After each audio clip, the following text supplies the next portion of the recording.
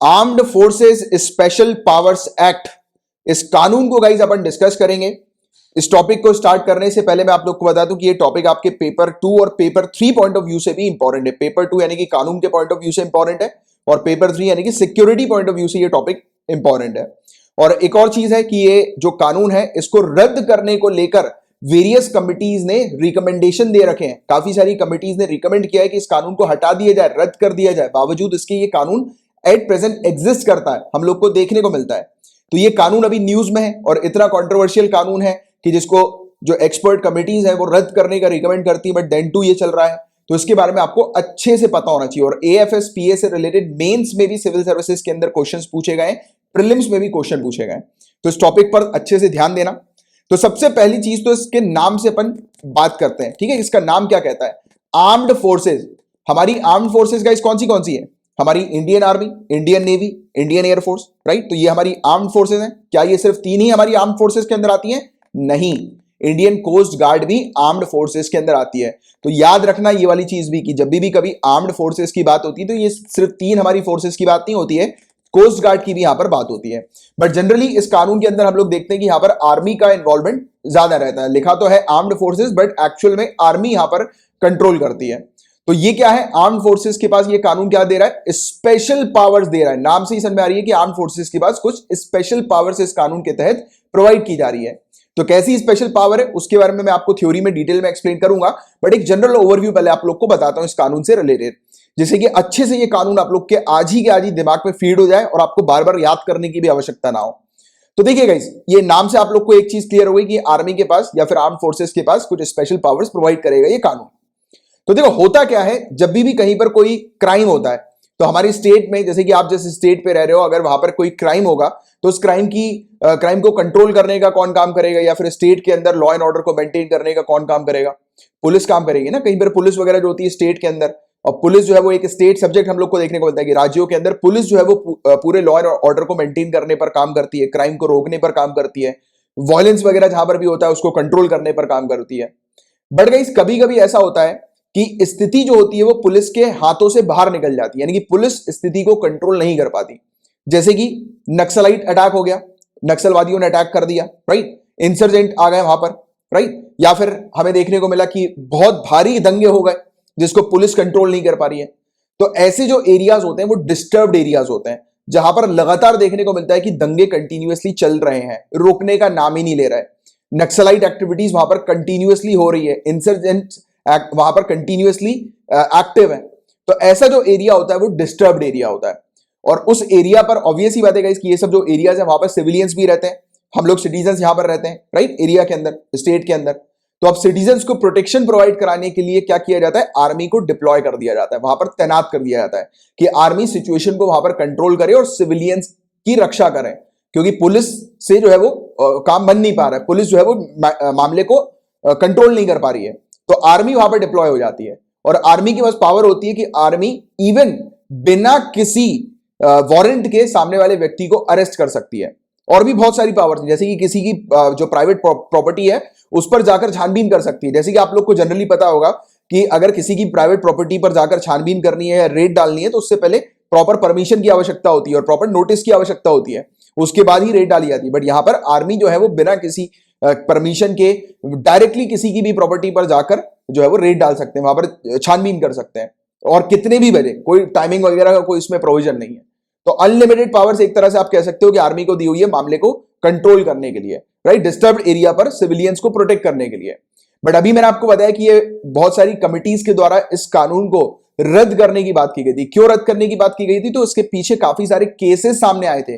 किस प्रकार के केसेस सामने आए थे? कि रातों रात आर्मी क्या कर रही थी, लोगों के घर पे जा रही थी, और फिर वो बहुत सारे मतलब गलत केसेस भी जो है वो सुनने को मिले आर्मी के खिलाफ, राइट, कि लोगों को परेशान किया जा रहा था, इस प्रकार की चीजें। किसी को भी, जैसे कोई एक इंडिविजुअल है, जैसे एक सिचुएशन आप इमेजिन करो कि एक बच्चा है वो अपना एग्जाम देने, या फिर बच्चा नहीं कहेंगे, अडल्ट ही कहेंगे अपन, यानी कि क्योंकि सिविल सर्विसेज का एग्जाम देने अगर कोई जैसे जा रहा है, ठीक है, कोई एक अडल्ट पर्सन जा रहा है, उसको आर्मी ने रोक लिया और उसका एग्जाम जो है वो शुरू होने वाला है आधे घंटे बाद या 1 घंटे बाद।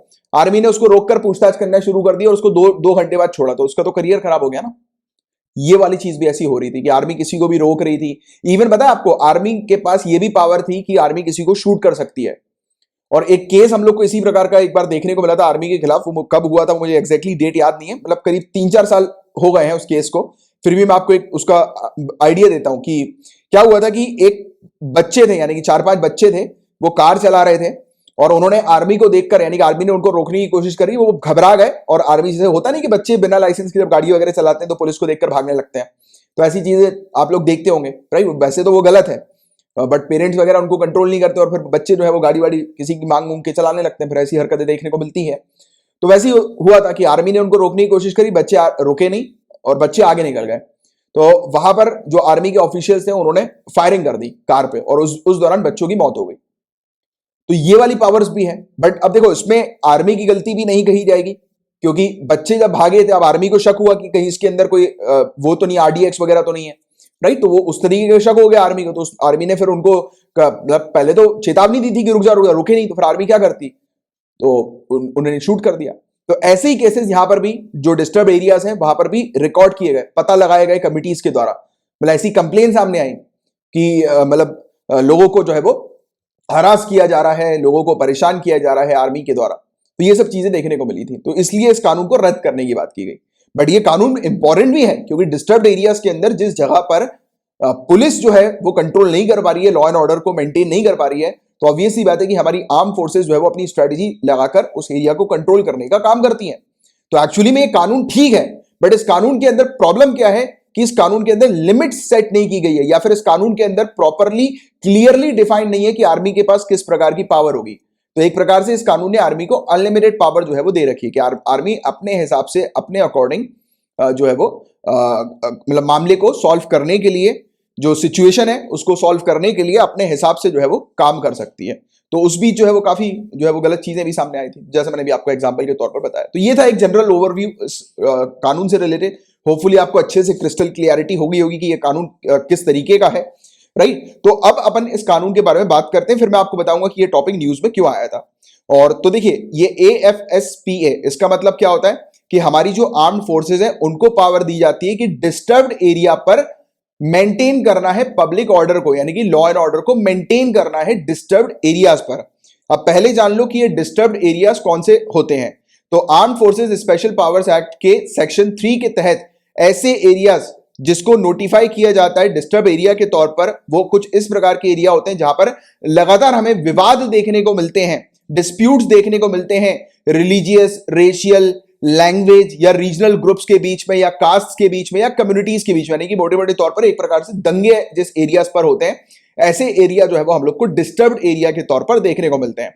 अब point to be noted prelims perspective से कि डिस्टर्ब्ड एरिया जो है वो कौन डिक्लेयर करते हैं, तो याद रखिएगा सेंट्रल गवर्नमेंट डिस्टर्ब्ड एरिया जो है वो डिक्लेयर कर सकती है। किसी भी राज्य के अंदर कोई भी एरिया हो, या फिर इवन पूरे के पूरे राज्य को भी डिस्टर्ब्ड एरिया के तौर पर डिक्लेयर किया जा सकता है सेंट्रल गवर्नमेंट के द्वारा, या फिर उस राज्य के गवर्नर के द्वारा, और अगर यूनियन टेरिटरी है तो एडमिनिस्ट्रेटर के द्वारा।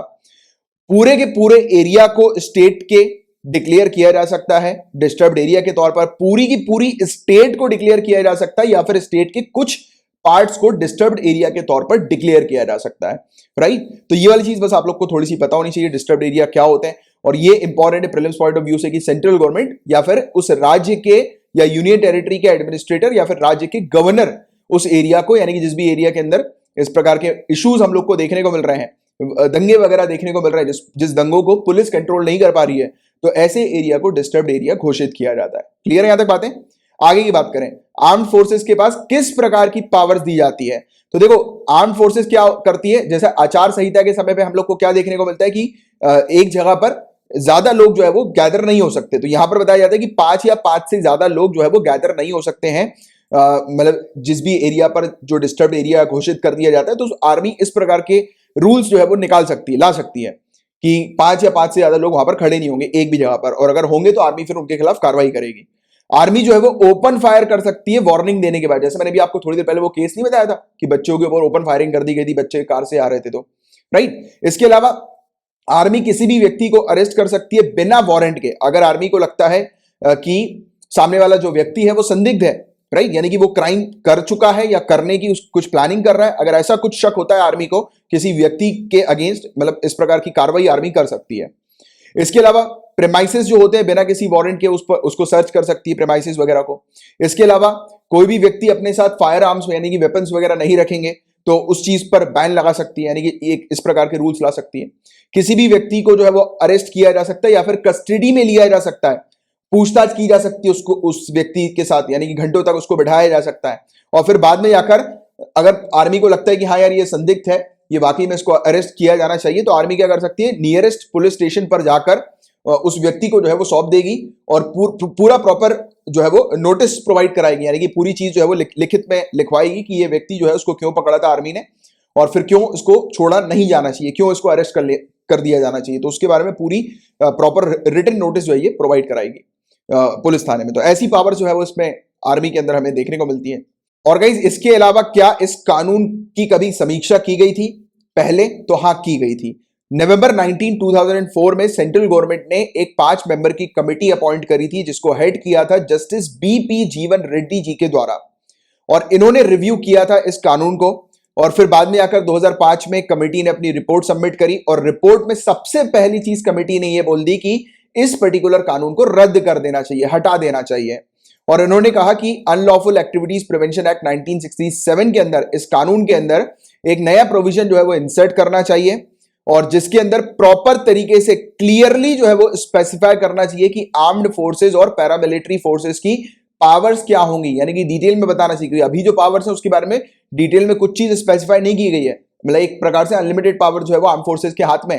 तो ये कहा गया कि पूरी प्रॉपर जो है वो किस प्रकार से उनको ऑपरेशन करना है और किस प्रकार से जो है वो कंडक्ट करेंगे, तो उनका एक प्रॉपर कोड ऑफ कंडक्ट जो है वो होना चाहिए आर्मी का, राइट। तो ये चीज जो है वो इन्होंने अपने रिकमेंडेशन के तौर पर मेंशन करी। इसके अलावा इन्होंने कहा कि जिस भी डिस्ट्रिक्ट के अंदर आर्म्ड फोर्सेस डिप्लॉयड हैं तो वहां पर एक ग्रीवियंस सेल होना चाहिए। ग्रीवियंस सेल यानी कि जहां पर शिकायत कर सकें लोग, राइट। तो ऐसा ग्रीवियंस सेल जो है वो हर एक डिस्ट्रिक्ट में सेटअप होना चाहिए जहां पर आर्म फोर्सेस डिप्लॉय, जैसे कि अगर कोई व्यक्ति आर्मी के खिलाफ कोई शिकायत करते हैं तो उनकी शिकायत जो है वो सुनी जाए और उसको रिजॉल्व किया जाए, राइट। इसके अलावा सेकंड एडमिनिस्ट्रेटिव रिफॉर्म कमीशन की 5वीं रिपोर्ट ने भी यही चीज कही थी कि एएफएसपीए को रद्द कर दिया जाए, हटा दिया जाए, बट बावजूद इसके कि एएफएसपीए आज भी एग्जिस्ट करती है, राइट। तो ये चीज हम लोग को देखने को मिलती है। और अभी ये टॉपिक न्यूज में इसलिए था क्योंकि मिनिस्ट्री ऑफ होम अफेयर्स ने नागालैंड, पूरी की पूरी नागालैंड स्टेट को डिक्लेयर कर दिया है एज अ डिस्टर्ब्ड एरिया के तौर पर 6 और महीनों के लिए, राइट। तो ये चीज हमें देखने को मिल रही है। और मैंने आपको ऑलरेडी बता ही दिया कि सेंट्रल गवर्नमेंट जो है वो उसके पास पावर होती है किसी भी एरिया को डिस्टर्ब्ड एरिया घोषित करने की, या फिर जो स्टेट के गवर्नर होते हैं उनके पास पावर होती है। तो वैसे ही मिनिस्ट्री ऑफ होम अफेयर्स ने ये चीज डिक्लेयर करी थी, इसलिए ये टॉपिक न्यूज में हम लोग को देखने को मिला था। बट आप लोग को एएफएसपीए के बारे में पूरी जानकारी होनी चाहिए और जो चीज मैंने भी आपको पढ़ाई है इससे बाहर का और कुछ नहीं पूछा जाएगा। अच्छा, रही बात UAPA के बारे में, अनलॉफुल एक्टिविटीज प्रिवेंशन एक्ट 1967 के बारे में, तो देखिए इस टॉपिक को मैंने आप लोग को ऑलरेडी कवर कराया हुआ है। ये टॉपिक भी बहुत इंपॉर्टेंट है, लगातार न्यूज में देखने को मिला था, तो ये जरूर आप देख लेना ये वाला टॉपिक, क्योंकि मतलब ये वीडियो जो है 19 सितंबर 2020 का, इसमें डिटेल में पूरी चीज मैंने आप लोग को एक्सप्लेन करी हुई है UAPA से रिलेटेड। तो देखिए आपको सिंपली कुछ नहीं करना है, यूट्यूब के सर्च कॉलम पे आप लिखना 19 सितंबर 2020, उसके आगे मेरा नाम लिख देना कमलाक्ष। जो भी आपकी सर्च लिस्ट में सबसे पहला वीडियो आएगा वो अपना यही वाला वीडियो होगा 19 सितंबर का। इस वीडियो के आप चले आना 24 मिनट 8 सेकंड पे आपको ये टॉपिक मिल जाएगा। और जिन भी स्टूडेंट्स के पास लेक्चर्स की पीडीएफ आती है तो आपको सिंपली यहां पर क्लिक करना है, आपके सामने वीडियो ओपन हो जाएगा। ये वाला कानून भी जरूर ध्यान से देख लो क्योंकि ये कानून भी बहुत ज्यादा अपने आप में इंपॉर्टेंट है, ठीक है। तो ये था पूरा ओवरऑल टॉपिक गाइस।